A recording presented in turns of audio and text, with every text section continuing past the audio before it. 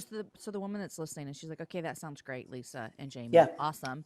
I've got 4 kids, or Yeah. I'm in a doctorate program, or I'm Right. in residency, or I have a sick husband, whatever it might be. Right.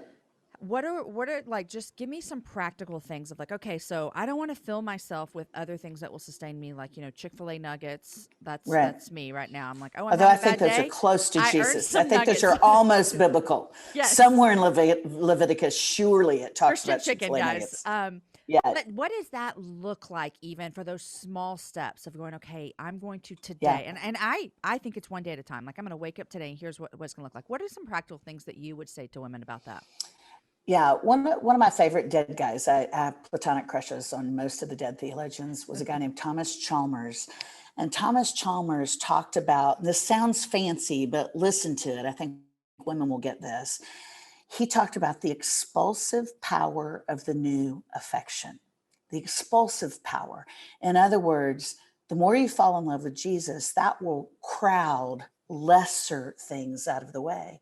So it becomes an issue of, when you have that first crush and you're in the 7th grade, you make time Right. to write notes and put it in their locker, put it in his locker. You make time because it matters to you. I think the more time you spend with Jesus, it may initially start out as duty, as, okay, Jamie, I'm going to spend 10 minutes in the Bible this morning and listen to one worship song before I try to parent my children. Hmm. But as you begin to develop a love relationship with Jesus, not religiosity, but I mean a relationship with Jesus, you start craving that time with him. And you may be in a season, I'm a single mom. I travel when it's not COVID like crazy. I'm in a doctoral program. I'm writing a dissertation. I have a lot on my calendar. I don't start my day before I lean into Jesus. Sometimes if I'm disciplined, I have an hour and I go for a walk.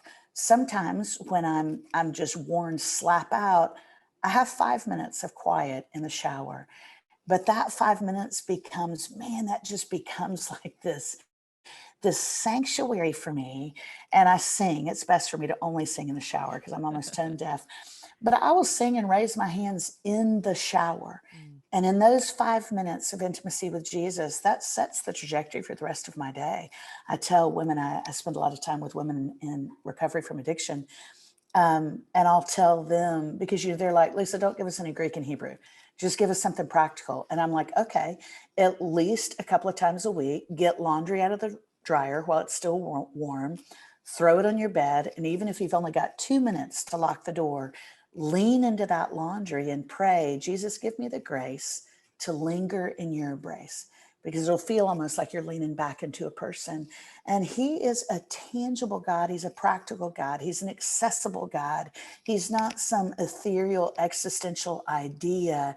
If you will lean into intimacy with Jesus, you'll begin to crave it, and you'll be surprised that intimacy with Jesus will crowd out lesser affections. You'll start making time for it. Whether or not you ever start exegeting Greek and Hebrew, that just depends on your personality and your calling. But you will begin to crave time alone with him, and time in this love letter called the Bible.